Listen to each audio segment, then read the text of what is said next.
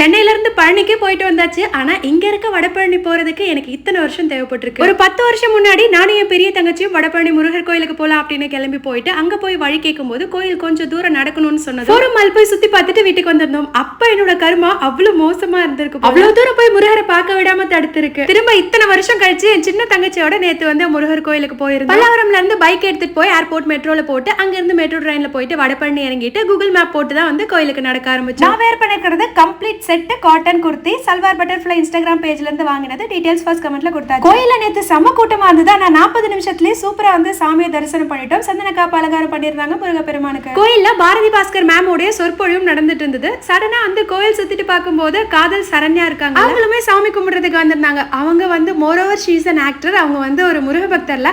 அவங்களையும் மீட் பண்ணதுல அவ்வளோ ஹாப்பி. சாமி பார்த்துட்டு வெளியே வரவே 8:45 ஆயிடுச்சு. சரி நான் அங்கேயே டின்னர் சாப்பிட்டுட்டு பாப்பா மில்க் ஷேக் கேட்டா அதையும் வாங்கிட்டு வீட்டுக்கு ரீச் ஆக நைட்டு 10 ஆயிடுச்சு.